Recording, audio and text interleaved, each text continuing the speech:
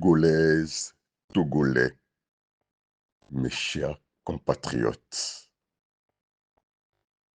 jeunesse togolaise, espoir et pilier de la révolution citoyenne 150. Chers panafricanistes et amis du Togo, belles âmes, porteurs de lumière, transformateurs et ouvreurs de chemin du nouveau monde. En cette veille de la fête de Pentecôte 2025, qu'il me soit permis de m'incliner devant la mémoire des deux jeunes hommes décédés hier, le 6 juin 2025, une journée noire de plus dans l'histoire politique de notre pays en raison de l'emmurement autistique de Faure Gnassingbé et des consigliérés du RPT UNIR.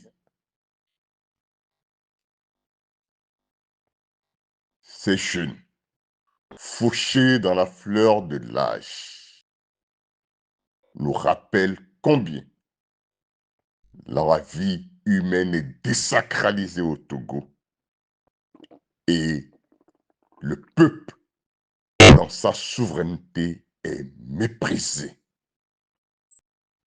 violenté.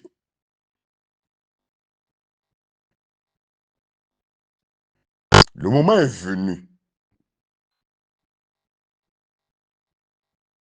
mes chers compatriotes, d'avancer courageusement, de triompher de la peur et de lever la voix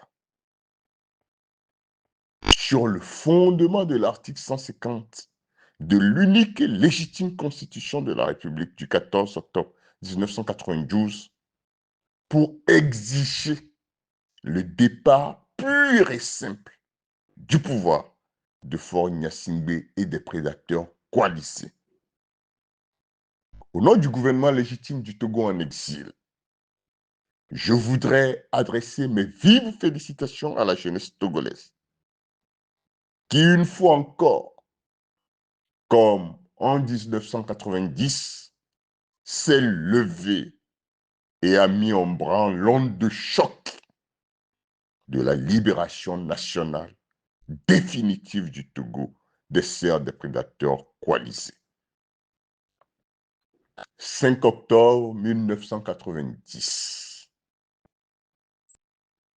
6 juin 2025. Deux dates qui seront gravées en lettres d'or dans l'histoire de la lutte de libération nationale du Togo. Le gouvernement légitime du Togo en exil tient à exprimer ses vives félicitations à la jeunesse togolaise pour sa bravoure.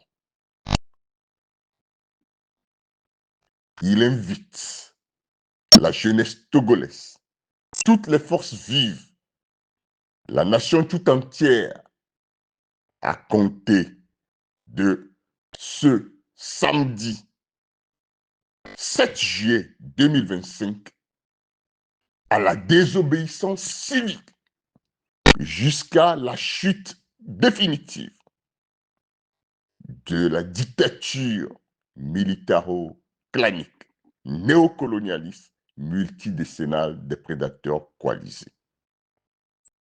Le gouvernement légitime du Togo présente ses condoléances aux familles éplorées et adresse ses vœux de prompt rétablissement aux blessés. Il invite la diaspora et toutes les bonnes volontés à se tenir mobilisées en soutien à la jeunesse togolaise et à tous les patriotes souverainistes mobilisés au sein du réseau citoyen 150, résolument décidé pour que soit libéré le Togo ici et maintenant. Nous en appelons à la communauté internationale que nous prenons à témoin par rapport aux graves violations des droits de l'homme qui sont en cours au Togo. Le Rubicon est franchi et le silence coupable de la communauté internationale ne saurait plus persister. Nous en appelons à la CEDEAO, à l'Union africaine, à l'Organisation des Nations Unies pour se pencher rapidement sur la situation du Togo et exiger de Faure Gnassingbé et son gang un départ sans condition afin d'éviter au peuple togolais un bain de sang. Nous demandons à la jeunesse togolaise de rester inébranlable, déterminée et de faire échec au coup d'État constitutionnel du 6 mai 2024 et à toutes les manœuvres illégitimes et illégales des institutions illégitimes et illégales de la prétendue 5e République. Le moment est venu de terminer le combat de tous les patriotes souverainistes.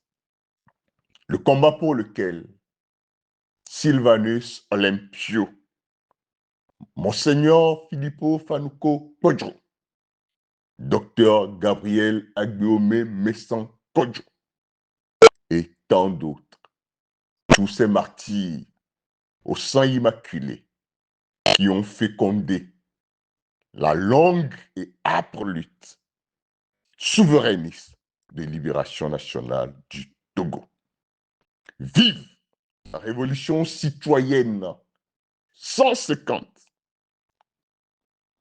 sur le fondement de l'article 150 de la Constitution du 14 octobre 1992. Vive la souveraineté intégrale du Togo et que l'Éternel bénisse le Togo et chacun de ses enfants.